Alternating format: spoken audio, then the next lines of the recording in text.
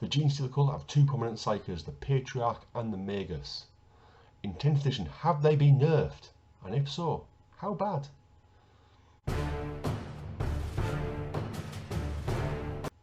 Hello there, and welcome to Purple Knight Games, where today we are talking Magus and Patriarch, two former very strong choices in many lists in Arcs of Omen in 9th edition of Warhammer 40,000. The Patriarch was often chosen in many double helix lists where they were strong with strong combat abilities, and the Magus was generally a pick in most lists to be a very strong Psyker support character. However, psychic powers have somewhat been reduced in 10th edition. Previously, in 9th edition, Genestealer Cult Psykers could cast 2 psychic powers, and they had a choice of 6 standard Codex psychic powers plus 1 Creed, as well as Smite, which every Psyker got. Now that's not quite the same. It is somewhat reduced. So let's have a look and see how badly nerfed are the Magus and the Patriarch. So first of all, we're going to look at the Patriarch. And on first glance, the stats aren't too different. Movement's still 8, toughness is 5, save 4+, which is invulnerable, which it was previously, although the wounds have gone down by 1 from 7 to 6. Now the big hit is leadership. In 9th edition, the Patriarch had leadership 10, which was as good as you got. Whereas in 10th, it's only leadership +6. Now, it's very rare you get much better than +6 in 10th edition, so I don't think it's anything to get too excited about, but from leadership 10 to +6 does seem like quite a drop. And because it's not a monster, it's still essentially just a Genestealer, just a lot bigger and a lot more fierce. Its objective control is 1, which isn't great, but it's about standard for characters like this. So the stats is nothing too bad so far. When we look at the melee weapons, the Patriarch Claws, previously he has 5 attacks. I think previously he had 6 attacks, so there's 1 attack gone down. It was at AP -3 previously, where now it's -2. However, he was strength 5 previously. Now the attacks are strength 6, damage 2 the same, weapon skill 2 is the same. You could always re-roll any failed to wounds, which you get with the twin linked ability. The slight differences are on a 6 to wound previously, you then did damage 3 at -6 AP, which was decent, and instead now you get devastating wounds, so that just turns into a mortal wound. Again, not awful, and very equivalent to what I had before. Again, so far not a huge nerf. Abilities have changed, so he has the Infiltrator ability, which previously didn't have, and Deep Strike, which he had through the Cult Ambush previously.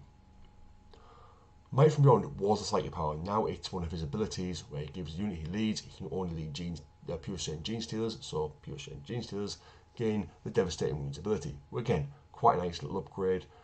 In previous editions, he granted Genestealers an extra attack, or he also granted extra hits. So it's going back to arcing back to old editions, not so much in 9th edition. So yeah, good little buff there. Now going to the psychic ability. I mean the psychic ability, Cosmic Horror. This is not bad. At the start of the fight phase, each enemy unit within 6 inches of this model must take a battle shock test. If they fail, then they can't use stratagems, they can't be objective secure, or they lose their objective control points. It's not a bad psychic power, something you can use every fight phase to debuff the enemies and scare them away, essentially.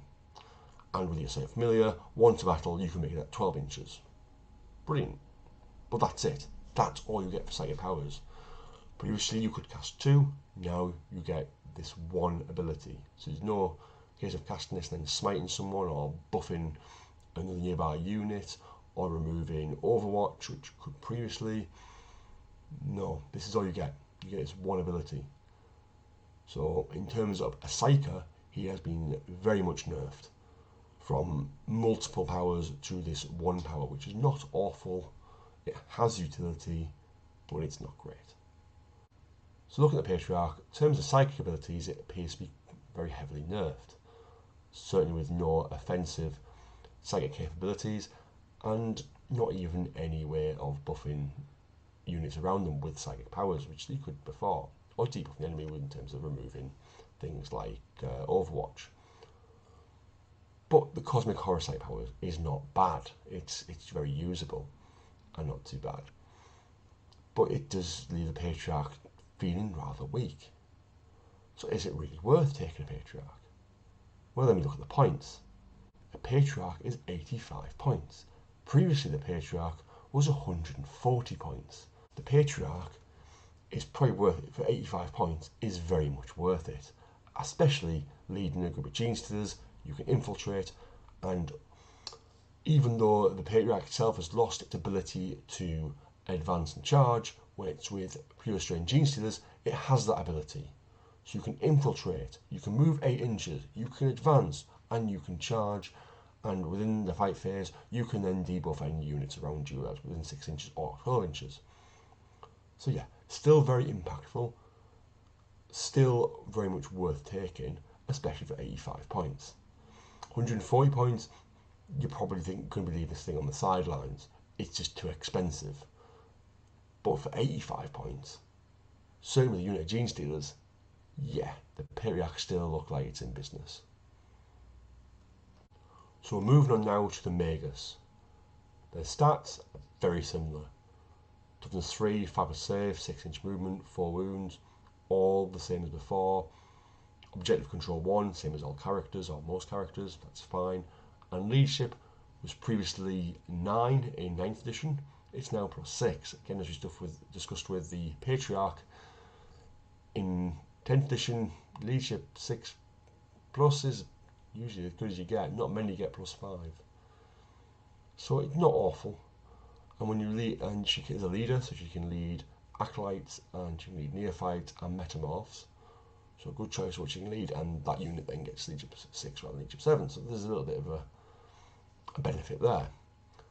Range weapons, same, just not a pistol. It is not a pistol. She hits on 3s, strength 3, no AP, damage 1. It's an auto pistol. Melee weapons, she gets what's called a Magus stave. Previously it was called a Force stave. 3 attacks, same as before. Weapon skill 3, strength 5. Previously strength 6, so slight debuff there. And AP -1, damage D3. Again, very much the same. Now the spiritual leader ability, so while leading this unit, you get a +5 feel no pain ability, against psychic attacks. Previously, the Magus could protect units against psychic attacks, or could you make units around deny psychic powers. They've always had some sort of psychic defense. That was fine, because when you did come against cross Psykers, all Psykers had smite or other abilities. Psychic attacks. Well, no. Not all Psykers now have psychic attacks, or even much in the way of psychic powers anymore.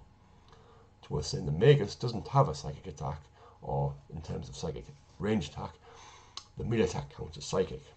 So I suppose, in that sense, the unit would have a feel no pain against a melee attack, but it's not great. You're not going to get too much attacks from Psykers. So while you get a little bit of a buff against psychic abilities, it doesn't have much use. The psychic ability to have mind control is a form of psychic ability from 9th edition, and it affects shooting. The range is a bit small, only 12 inches, and on a D6 or roll of 1, the Psyker suffers D3 mortal wounds, which is a bit harsh.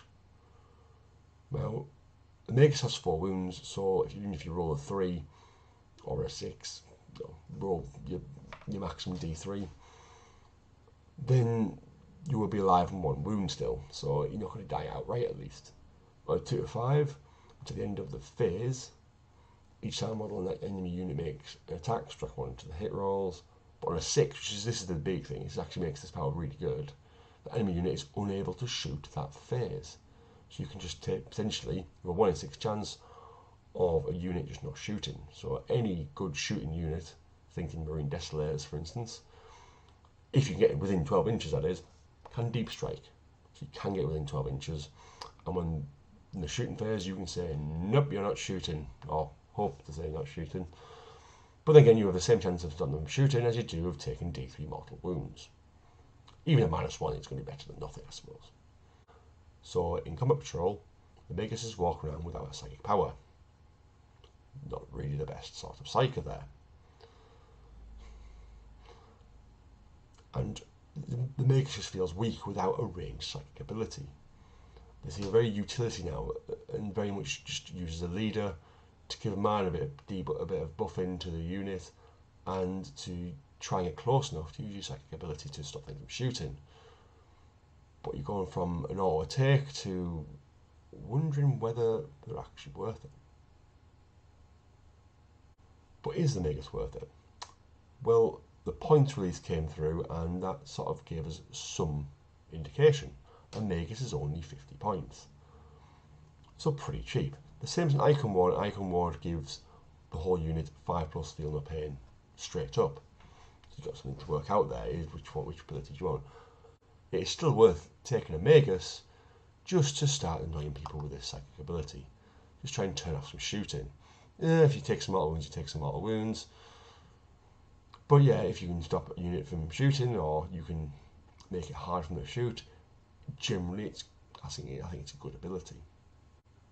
So there you have it. The Psykers have been nerfed, and it was always going to happen in 10th edition when they removed the psychic phase. Psykers have been torn down, the powers have gone, and these guys are left without an offensive psychic power between them.